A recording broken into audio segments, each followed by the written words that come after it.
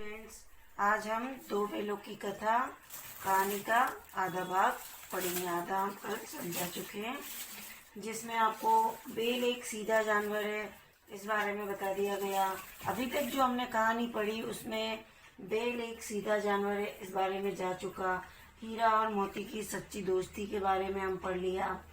हीरा मोती जूरी के ससुराल में आया, मतलब जूरी ने उन्हें अपने साले गया के साथ भेज दिया। वहाँ उनकी क्या दुर्दशा हुई वो हमने पढ़ ली। हीरा मोती बेलों का वापस जूरी के पास आना, एक बार भागकर, वो भी हम पढ़ चुके। और हीरा मोती का पुनः जूरी की ससुराल में जाना, मतलब दोबारा वापस उन्हें ससुराल ले जाना, वो भी हम पढ़ चुके। और फिर वापस दोबारा बेलों का भागना। अब दोबारा बेल भाग चुके हैं और अब वो रास्ता भटक गए। 2 खंड तक हमने इतना पढ़ लिया था। अब देखिए, वो दोनों रास्ता भटक गए, मटर के खेतों में चले गए, मटर उन्होंने खा लिए, आपस में दोनों ने अटखेलियां कर लिए। अब देखो खंड नंबर 3। अरे यह क्या, कोई सांड डोकता चला आ रहा है। हाँ, सांड ही है। वो दोनों हीरा और मोती मटर वटर खा के एक दूसरे से तो झूठ मूठ का झगड़ा करके और साइड में खड़े हो गए। और फिर उन्होंने देखा कि सांड डोकता हुआ, मतलब वहां से भागता हुआ चलता आ रहा है। तो वो दोनों आपस में बोल तो सकते ही नहीं, क्योंकि उन्हें ईश्वर ने हमारी तरह वाणी नहीं दी, लेकिन जो उनकी मूक भाषा है, ये सारे संवाद उसी में चल रहे हैं। हाँ, सांड ही है। वह सामने आ पहुंचा। दोनों मित्र बगले झांक रहे हैं, मतलब एक दूसरे को देख रहे हैं। सांड पूरा हाथी है, मतलब बहुत हट्टा कट्टा है। उससे भिड़ना जान से हाथ धोना, ये भी मुहावरा है। लेकिन न भिड़ने पर भी जान बचती नहीं नजर आती है। इन्हीं की तरफ आ भी रहा है। कितनी भयंकर सूरत है। ये सांड के बारे में बता रहे हैं कि भाई सांड किस टाइप का है। वो दोनों आपस में इस तरह से बात कर रहे हैं कि सांड से भिड़ेंगे तो भी मरेंगे, नहीं भिड़ेंगे तो भी मरेंगे, इससे तो अच्छा भिड़ के ही मरे। मोती ने मूक भाषा में कहा, बुरे फंसे, जान बचेगी, कोई उपाय सोचो। हीरा ने चिंतित स्वर में कहा, अपने घमंड में भूला हुआ है, आरजू विनती न सुनेगा, भाग क्यों न चले। अपने घमंड में भूला हुआ है, मतलब घमंड में कौन? सांड। सांड अपने घमंड में आ रहा है, इसलिए हम उससे अगर विनती भी करेंगे तो वो नहीं सुनेगा। इससे तो अच्छा है कि हम दोनों यहाँ से भाग जाएं। तो मोती बोलता है, भागना कायरता है, तो फिर यहीं मरो, बंदा 9 2 11 होता है। मतलब मोती भाग जाता है और जो दौड़ाए। तो फिर कोई उपाय सोचो जल्द। उपाय यही है कि उस पर दोनों जने एक साथ चोट करें। कहने का मतलब ये कि एकता में शक्ति, एक अकेला व्यक्ति शत्रु को नहीं हरा सकता। अगर दोनों बेल पूरी शक्ति से उस सांड के साथ भिड़ जाए तो शायद वो भाग जाए।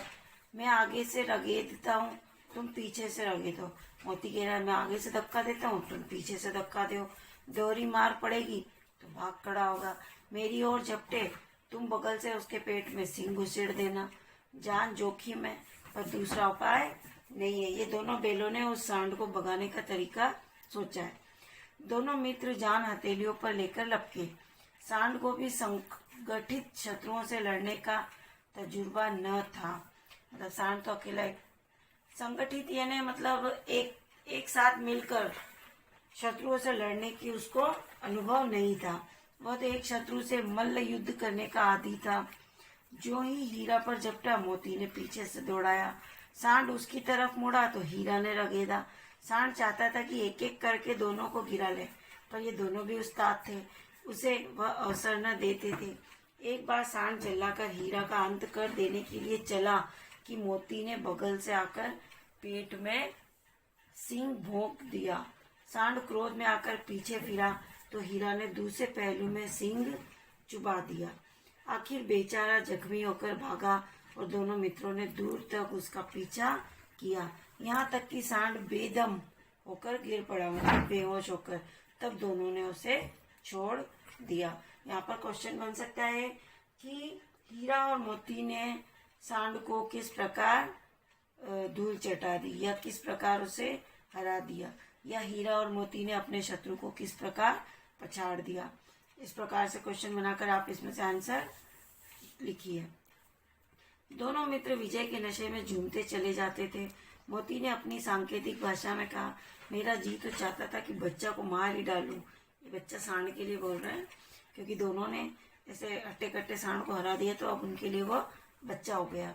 हीरा ने तिरस्कार किया, गिरे हुए बेरी पर सींग न चलाना चाहिए, यह सब ढोंग है। बेरी को ऐसा मारना चाहिए कि फिर न उठे। अब घर कैसे पहुंचेंगे वह सोचो, पहले कुछ खा लें तो सोचें।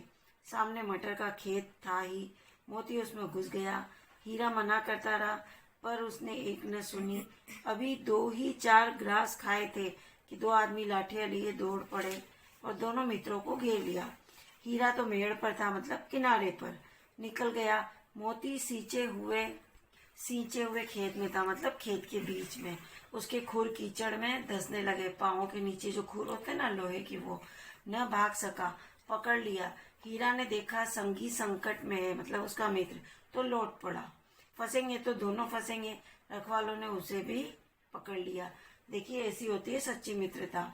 प्रातःकाल दोनों मित्र कांजी हाउस में बंद कर दिए गए। कांजी हाउस वह जगह होती है जहाँ पर मतलब लावारिस पशुओं को पकड़कर रखा जाता है, बंद किया जाता है। मतलब मवेशी खाना होता है और दूसरे खेत आदि खाने वाले या लावारिस पशु बंद किए जाते हैं। और फिर जब उनका मालिक आता है तो कुछ जुर्माना लेकर छोड़े जाते हैं। दोनों मित्रों को जीवन में पहली बार ऐसा साबिका पड़ा। साबिका है ना सरोकार, मतलब ऐसा अवसर मिला कि दोनों को पकड़कर कांजी हाउस में बंद कर दिया। सारा दिन बीत गया और खाने को एक दिन का भी न मिला। समझ ही में न आता था यह कैसा स्वामी है, मतलब कांजी हाउस का मालिक। इससे तो गया फिर भी अच्छा था। यहाँ कई भैंसें थी, कई बकरियां, कई घोड़े, कई गधे, पर किसी के सामने चारा न था, क्योंकि कांजी हाउस में लावारिस पशुओं को पकड़कर लाया जाता है। सब जमीन पर मुर्दों की तरह पड़े थे। कई तो इतने कमजोर हो गए थे कि खड़े भी न हो सकते थे।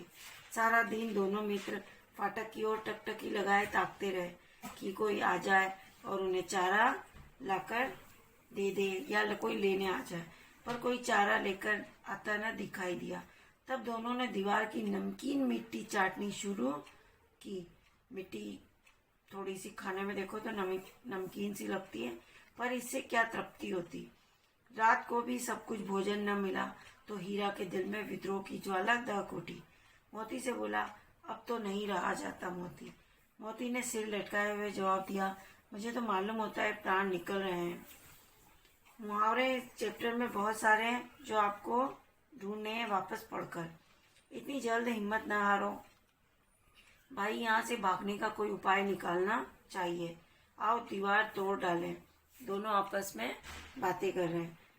मुझसे तो अब कुछ नहीं होगा, बस इसी बूते पर अकड़ते थे। सारी अकड़ निकल गई। दोनों ही कह रहे हैं आपस में। बाड़े की दीवार कच्ची थी, हीरा मजबूत तो था ही। अपने नुकीले सींग दीवार में गड़ा दिए और जोर मारा तो मिट्टी का एक चिप्पड़ निकल आया। फिर तो उसका साहस बढ़ा। इसने दौड़ दौड़ कर दीवार पर चोटें की और हर चोट में थोड़ी थोड़ी मिट्टी गिराने लगा। उसी समय कांजी हाउस का चौकीदार लालटेन लेकर जानवरों की हाजिरी लेने आ निकला। हीरा का उज्जड़पन देखकर उसने उसे कई डंडे रसीद किए और मोटी सी रस्सी से बांध दिया। मोती ने पड़े पड़े का आखिर मार खाई, क्या मिला? अपने बूते भर जोर तो मार दिया। ऐसा जोर मारना किस काम का कि और बंधन में पड़ गए। पहले तो उनको सिर्फ ऐसे ही छोड़ रखा था कांजी हाउस में, लेकिन जब देखा कि हीरा दीवारें गिराने की कोशिश कर रहा था, अब उसे रस्सी से बांध दिया। जोर तो मारता ही जाऊंगा, चाहे कितने ही बंधन पड़ते जाए। जान से हाथ धोना पड़ेगा, कुछ परवाह नहीं, यूं भी तो मरना ही है। सोचो दीवार खुद जाती तो कितनी जानें बच जाती। इतने भाई यहाँ बंद हैं, किसी को देह में जान नहीं है, मतलब किसी के शरीर में कोई जान नहीं है। 2-4 दिन और यही हाल रहा तो सब मर जाएंगे। हाँ, यह बात तो है। अच्छा तो ला, फिर मैं भी जोर लगाता हूँ। मोती ने भी दीवार में उसी जगह सींग मारा। थोड़ी सी मिट्टी गिरी और फिर हिम्मत बढ़ी। फिर तो वह दीवार में सींग लगा कर इस तरह जोर करने लगा मानो किसी प्रतिद्वंदी से लड़ रहा हो। आखिर कोई 2 घंटे की जोर आजमाई के बाद दीवार ऊपर से लगभग 1 हाथ गिर गई। उसने दूनी शक्ति से दूसरा धक्का मारा तो आधी दीवार गिर गई। मतलब वो दीवार गिराने की कोशिश करते रहे। जैसे जैसे थोड़ी थोड़ी दीवार गिरती गई वैसा वैसा उनका हौसला बढ़ता गया और उनके स्वतंत्र होने की इच्छा और अधिक दुगुनी बढ़ती गई। जबकि वह कई मतलब पूरे दिन से भूखे प्यासे थे, लेकिन स्वतंत्रता इतनी आसानी से नहीं मिलती है और जब कहीं थोड़ा बहुत भी रास्ता नजर आता है तो इंसान की हिम्मत दोगुनी हो जाती है। दीवार का गिरना था कि अधमरे से पड़े हुए सभी जानवर चेत उठे, मतलब एकदम सचेत हो गए। तीनों घोड़ियां सरपट भाग निकली, फिर बकरियां निकली, इसके बाद भैंसें भी खिसक गई, पर गधे अभी तक ज्यों के त्यों पड़े थे। गधे थे वो। हीरा ने पूछा, तुम दोनों क्यों नहीं भाग जाते? एक गधे ने कहा, जो कहीं फिर पकड़ लिए जाएं तो क्या हर्ज है, अभी तो भागने का अवसर है। हमें तो डर लगता है, हम यहीं पड़े रहेंगे। गधे के बारे में मैं आपको गधे की विशेषता चैप्टर जहाँ स्टार्ट हो रहा था पहले ही बता चुकी हूँ, इसीलिए उन्हें गधा समझते हैं लोग।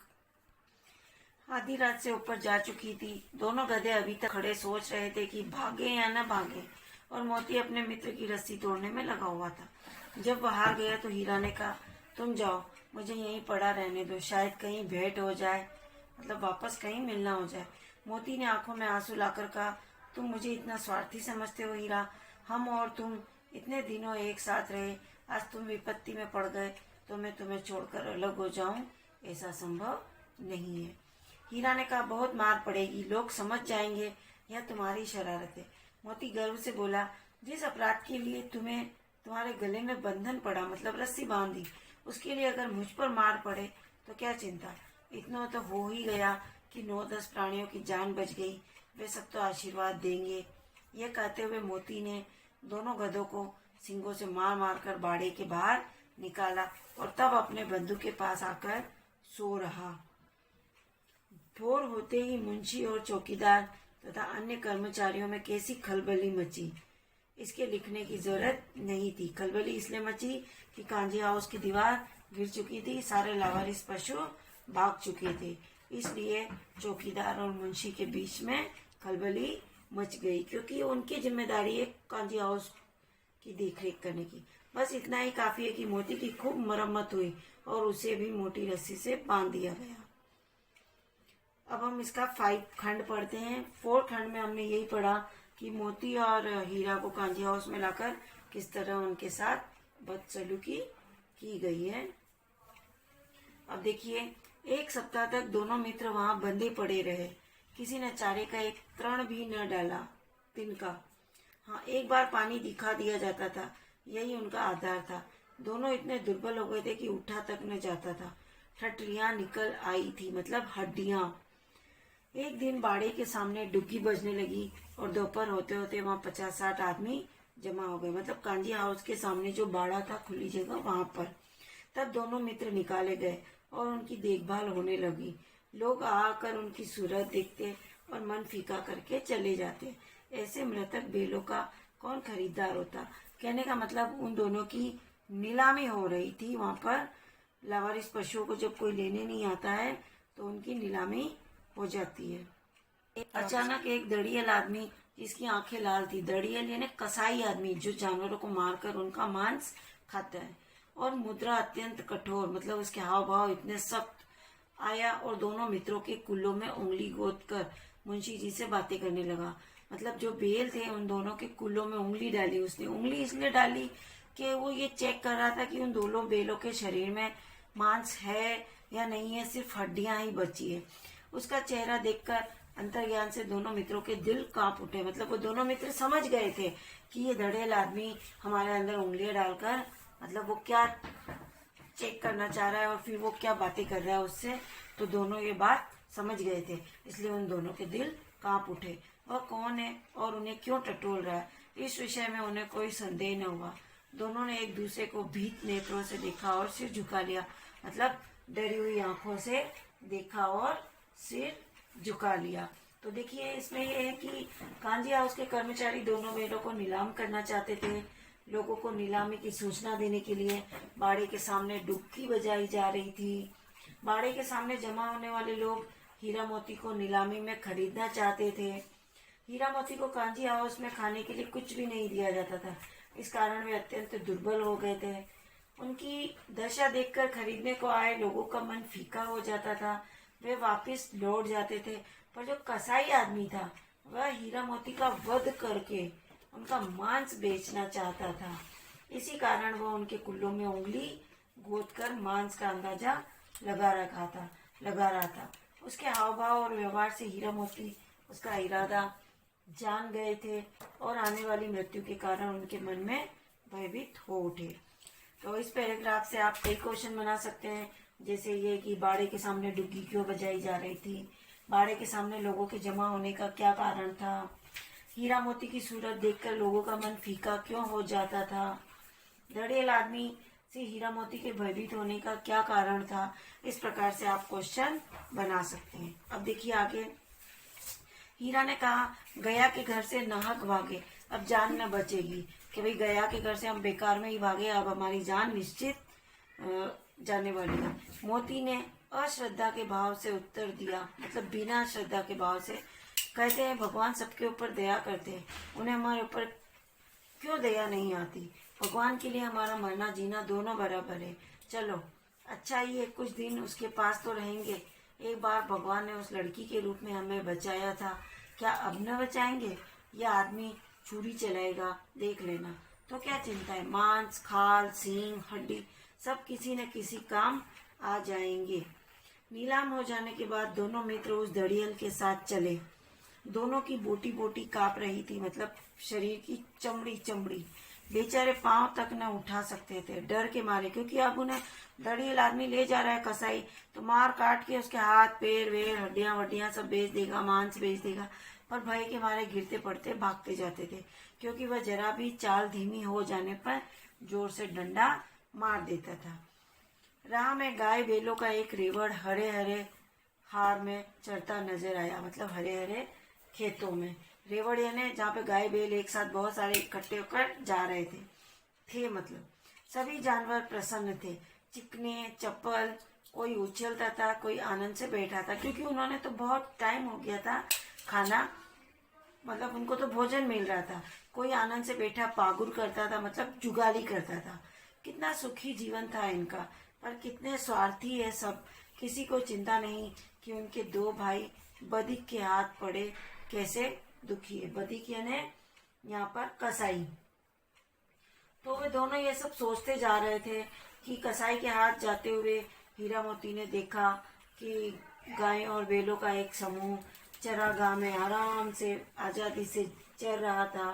सभी पशु खुश थे कि भाई जो चर रहे वो जानवर हीरा मोती को स्वार्थी कैसे लग रहे थे।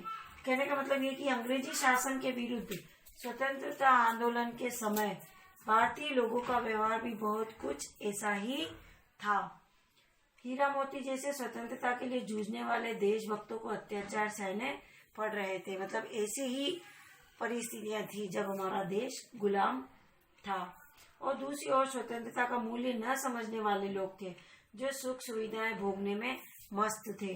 उनको स्वतंत्रता के लिए तन मन धन से संघर्ष करने वाले सेनानियों की कोई चिंता नहीं थी। मतलब इस पैराग्राफ के माध्यम से वो ये समझाना चाह रहे थे। तो आप इसमें क्वेश्चन बना सकते हैं कि जैसे मार्ग में हीरा मोती ने हार में क्या दृश्य देखा, हार में चढ़ने वाले गाय बैल और हीरा मोती के जीवन में क्या अंतर था, हीरा मोती को हार में चढ़ने वाले पशु स्वार्थी क्यों लग रहे थे, और इस दृश्य में और स्वतंत्रता आंदोलन के समय भारतीयों के व्यवहार में आप क्या समानता पाते हैं। इस तरह से आप क्वेश्चन बना सकते हैं। सहसा दोनों को ऐसा मालूम हुआ कि यह परिचित रहा है। हाँ, इसी रास्ते से गया उन्हें ले गया था, वही खेत वही बाग वही गांव। मतलब उनको अचानक ध्यान आने लगा कि ये मिलता मतलब हमारा जाना पहचाना रास्ता है। प्रतिक्षण उनकी चाल तेज होने लगी, क्योंकि जब उन्हें लगने लगा कि हमारे जाने पहचाने रास्ते पर जा रहे हैं, सारी थकान सारी दुर्बलता गायब हो गई। यह लो अपना ही हार आ गया, मतलब अपना ही स्थान आ गया। इसी कुएं पर हम पूल चलाने आया करते थे। यही कुआं है। पूल यानी वो रहट चलाते हैं ना, जिससे मतलब जानवरों के द्वारा पानी निकाला जाता है। मोती ने कहा हमारा घर नगीच आ गया, मतलब करीब आ गया। हीरा बोला भगवान की दया है, मैं तो अब घर भागता हूँ। यह जाने देगा, इसे मैं मार गिराता हूँ। नहीं नहीं, दौड़कर थान पर चलो, वहां से हम आगे न जाएंगे। दोनों उन्मत्त होकर बछड़ों की बाती कुलेले करते हुए घर की ओर दौड़े। मतलब पागल होकर, उन्मत्त है न पागल। वह हमारा थान है। दोनों दौड़कर अपने थान पर आए और खड़े हो गए। दड़ियल भी पीछे पीछे दौड़ा चला आता था। मतलब झूरी का घर रास्ते में ही मिला उनको, झूरी का घर मिल गया।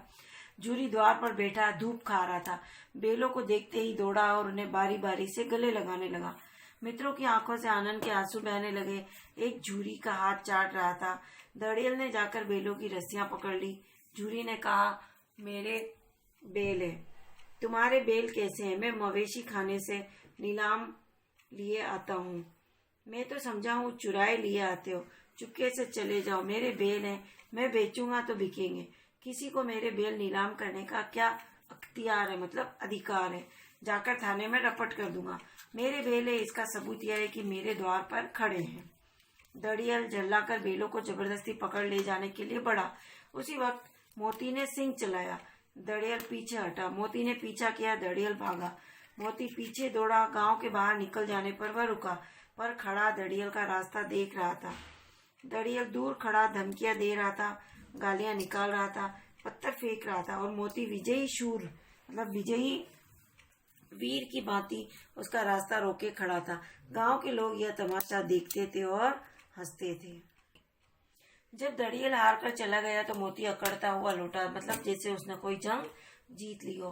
हीरा ने कहा, मैं डर रहा था कि कहीं तुम गुस्से में आकर मार न बैठो। अगर वो मुझे पकड़ता तो मैं बेमारे न छोड़ता। अब न आएगा तो दूर ही से खबर लूंगा, देखूं कैसे ले जाता है। जो गोली मरवा दे, मर जाऊंगा, पर उसके काम तो न आऊंगा। हमारी जान को कोई जान ही नहीं समझता, इसीलिए कि हम इतने सीधे हैं। जरा देर में नांदों में खली, भूसा, चोकर और दाना भर दिया गया और दोनों मित्र खाने लगे। झूरी खड़ा दोनों को सहला रहा था और 20 लड़के तमाशा देख रहे थे। सारे गांव में उत्साह सा मालूम होता था, मतलब प्रसन्नता से भाव। उसी समय मालकिन ने आकर दोनों के माथे चूम लिए। आपको इस पूरी कहानी की एक समरी तो लिखनी ही है अपनी कॉपी में। एक क्वेश्चन बनाना है कि 2 बेलों की कथा को संक्षिप्त में लिखिए। उसके अलावा ये क्वेश्चन आंसर्स आपको कॉपी में करने हैं कि कांजी हाउस में कैद पशुओं की हाजिरी क्यों ली जाती थी। तो कांजी हाउस में मतलब दूसरों के खेतों में घुसकर फसल खाने वाले, हानि पहुंचाने वाले ऐसे पशुओं को कांजी हाउस में बंद कर दिया जाता था और मालिक से हर्जाना लेकर या उनसे नीलामी द्वारा बेचकर पशुओं को छोड़ा जाता था।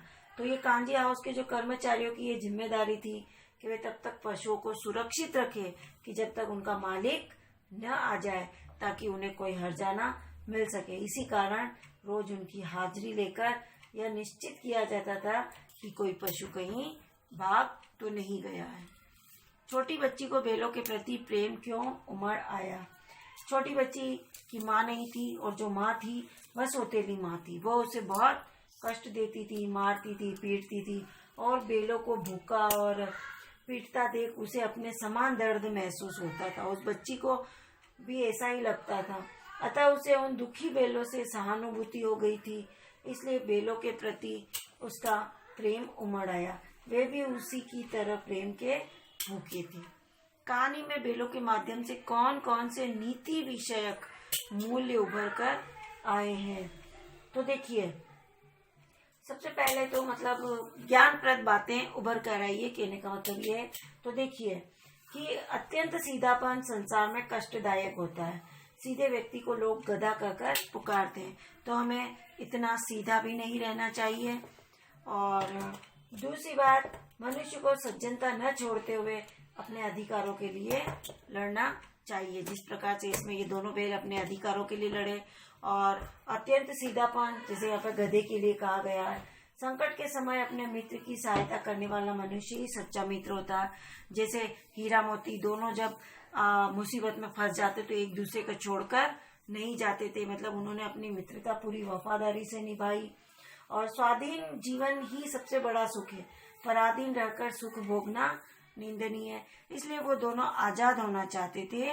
उनको दूसरों की गुलामी कर कर मतलब जीवन जीना नहीं चाहते थे। वो स्वतंत्रता का जीवन जीना चाहते थे। इसलिए उन्होंने स्वतंत्रता के लिए इतना संघर्ष किया।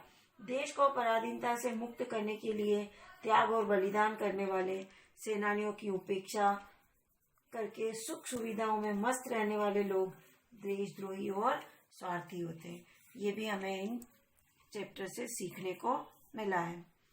प्रस्तुत कहानी में प्रेमचंद ने गधे की किन स्वभावगत विशेषताओं के आधार पर उसके प्रति रूढ़ अर्थ मूर्ख का प्रयोग न कर किस नए अर्थ की ओर संकेत, रूढ़ यानी पुराने की ओर संकेत किया है। तो गधा अपनी सहनशीलता, सीधेपन, संतोषी इन स्वभाव के कारण प्रसिद्ध है। संसार में ऐसे व्यक्ति को मूर्ख ही समझा जाता है जो चुपचाप बिना बोले सहन करता रहता है, कोई भी क्रिया की प्रतिक्रिया नहीं करता है। ऐसे व्यक्ति को हम यही तो कहते हैं कि मूर्ख है, कुछ बोलता ही नहीं, कुछ समझता ही नहीं है, चुपचाप सहन कर रहा है। ये तो नहीं कि उठाकर दो झापट मार दे। अपन भी कहते हैं ना, ऐसे व्यक्ति को अपन क्या कहते हैं, मूर्ख है, साला पागल है। तो वह भी यही कहना चाह रहे हैं। अतः गधा शब्द का रूढ़ अर्थ है मूर्ख प्रचलित हो गया है। प्रेमचंद जी ने गधे की स्वभावगत विशेषताओं के आधार पर उसे एक विशेष पहचान दी है। उन्होंने इन विशेषताओं को सद्गुण मानते हुए, मतलब गधे की जो विशेषता है, मतलब सहनशीलता, संतोषी स्वभाव, सीधापन, ये सद्गुण है, मानते हुए गधे की तुलना ऋषि मुनियों से की है। प्रेमचंद के अनुसार गधे को मूर्ख करना इन श्रेष्ठ गुणों का अपमान करना है। किन घटनाओं से पता चलता है कि हीरा और मोती में गहरी दोस्ती थी? तो इस चैप्टर में ऐसी अनेक घटनाएं निकली है जहाँ हीरा और मोती आपस में गहरे मित्र हैं। इस बात के प्रमाण मिलते हैं। तो देखिए, सबसे पहले गाड़ी में जोते जाने पर वे एक दूसरे को गाड़ी के बाहर से बचाने की कोशिश करते थे, मतलब अधिक से अधिक अपने कंधों पर लेने की कोशिश करते थे। और दूसरा, गया द्वारा हीरा की निर्दयता से पिटाई किए जाने पर मोती का क्रोध भड़क उठा और वह हल, जुआ आदि लेकर भाग निकला और उनको तोड़ ताड़ कर बराबर कर दिया। यहाँ पे भी उन्होंने मतलब उसके मित्र को तकलीफ दी इसलिए। और सांड से सामना होने पर दोनों मित्रों ने सहयोगी रणनीति द्वारा उसे परास्त कर दिया। और खेत में मटर खाते समय मोती के पकड़े जाने पर हीरा भागा नहीं। मित्र को संकट में देखकर वह भी उसके पास लौट आया। कांजी हाउस में हीरा को बांध दिए जाने पर मोती ने भी उसके साथ बंध जाना स्वीकार किया। तो ऐसे कई प्रसंग है जिसमें उन दोनों की गहरी मित्रता के प्रमाण देखने को मिलते हैं। अब नेक्स्ट देखिए, लेकिन औरत जात पर सींग चलाना मना है, यह भूल जाते हो। यह क्वेश्चन वेरी आईएमपी है। हीरा के इस कथन के माध्यम से स्त्री के प्रति प्रेमचंद के दृष्टिकोण को स्पष्ट कीजिए।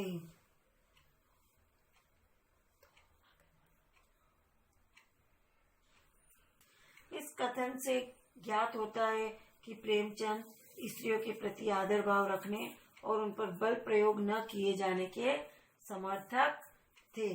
मतलब इस कथन का यही मतलब है कि प्रेमचंद जी स्त्रियों का आदर भाव रखने की बात कहते हैं और उन पर बल प्रयोग न करना, मतलब अपनी ताकत ना आजमाना, इस चीज का वो समर्थन करते हैं। किसान जीवन वाले समाज में पशु और मनुष्य के आपसी संबंधों को कहानी में किस तरह व्यक्त किया गया है। तो देखिए, किसान जीवन में मनुष्य और पशु के आपसी संबंधों को आत्मीयता और सहानुभूति से पूर्ण दिखाया गया है। किसान अपने पशुओं को अपने परिवार का सदस्य समझते हैं। उनको मतलब सख्ती से नहीं बल्कि प्रेम से उनको कंट्रोल में करते हैं। जूरी का अपने बेलों के प्रति यह प्रमाण है। दूसरी ओर गया जैसे कठोर हृदय किसान भी होते हैं जो पशुओं के साथ निर्दयतापूर्ण व्यवहार करते हैं। पशु भी स्वामी के भाव को भली प्रकार समझते हैं। इसीलिए तो हीरा और मोती वापस जूरी के पास आ गए, क्योंकि वो भी जूरी के व्यवहार को समझते और गया के पास नहीं रुके, क्योंकि गया के व्यवहार को भी वो समझ गए। पशु भले ही मूक प्राणी है, लेकिन वह भी प्रेम चाहता है। प्रेम पूर्ण व्यवहार करने वाले मालिक के इशारे पर ही जी जान से काम करते हैं और डंडे से काम करने वाले से विद्रोह पर उतारू हो जाते हैं। आपने देख ही लिया कि गया के साथ इन्होंने कैसा व्यवहार किया और जूरी के साथ कैसा व्यवहार किया। नेक्स्ट, इतना तो हो ही गया कि 9-10 प्राणियों की जान बच गई, वे सब तो आशीर्वाद देंगे। मोती के इस कथन के आलोक में उसकी विशेषताएं लिखी है, मतलब मोती बेल की विशेषताएं बतानी है आपको आलोक यानी संदर्भ में। ये भी वेरी IMP क्वेश्चन है। तो देखिए, इस कथन से ज्ञात होता है कि मोती अत्याचार का विरोधी और पीड़ितों से सच्ची सहानुभूति रखने वाला है, और यह जानते हुए भी कि उसे कठोर दंड मिलेगा, वह कांजी हाउस की दीवार तोड़कर सारे पशुओं को स्वतंत्र कर देता है। इसी बात पर संतोष है कि उसने स्वयं को संकट में डालकर 9-10 प्राणियों की रक्षा कर ली है। नेक्स्ट देखिए, आशय स्पष्ट कीजिए। अवश्य ही उनमें कोई ऐसी गुप्त शक्ति थी जिससे जीवों में श्रेष्ठता का दावा करने वाला मनुष्य वंचित है। मतलब इसका अर्थ बताना है कि मतलब इन पंक्तियों के माध्यम से क्या कह रहे हैं। तो ये भी अधिकतर आता है एग्जाम में। देखिए आप, हीरा और मोती के पास अपने भाव और विचार प्रकट करने के लिए भाषा नहीं थी। मनुष्य की तरह उनके पास वाणी नहीं होती है जानवरों के पास, किंतु वे मूक भाषा से ही एक दूसरे के मन की बात समझ जाते थे।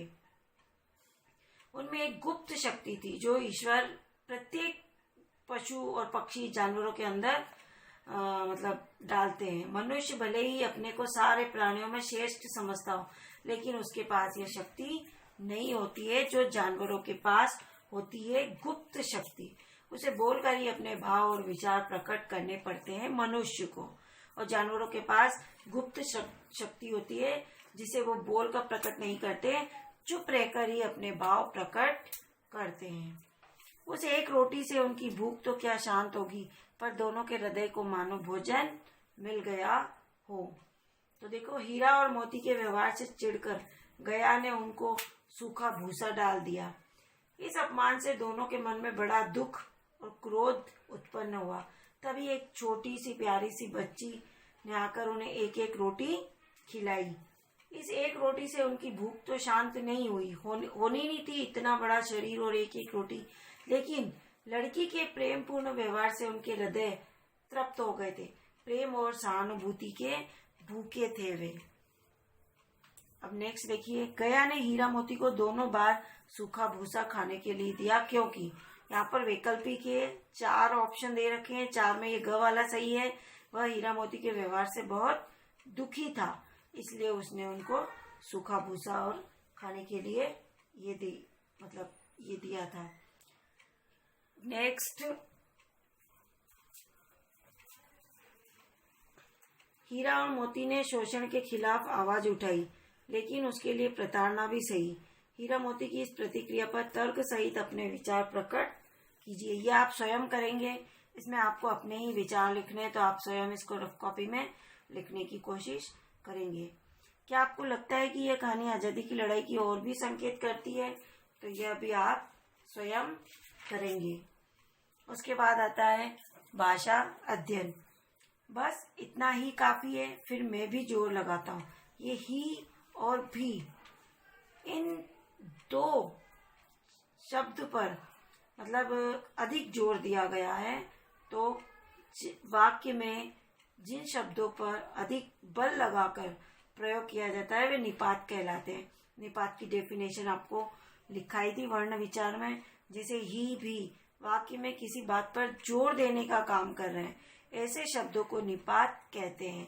कहानी में वे 5 ऐसे शब्द छांटिए जिन्हें निपात का प्रयोग हुआ है। जैसे अपन नहीं कहते हैं कि आज तुम्हें ये काम करना ही पड़ेगा, तुम कितनी भी कोशिश कर लो मुझसे नहीं बच सकते। तो ये जिन शब्दों पर जोर दिया जाता है, ही भी तो ये निपात कहलाते हैं। नेक्स्ट देखिए, रचना के आधार पर वाक्य भेद बताइए तथा उपवाक्य छांटकर उसके भी भेद लिखिए। तो रचना के आधार पर मुख्य 3 भेद होते हैं, सरल वाक्य, संयुक्त वाक्य और मिश्र वाक्य। इनकी डेफिनेशन आपको लिखनी है, आपके पास ग्रामर की कॉपी में होगी निश्चित ही। अब ये जो दे रखे हैं क ख ग घ ण, इन सब में देखना है ये सब मिश्र वाक्य हैं, ये सारे ही मिश्र वाक्य हैं। तो इस मिश्र वाक्य में भी आपको उपवाक्य छांटकर उनके भी भेद बताने हैं।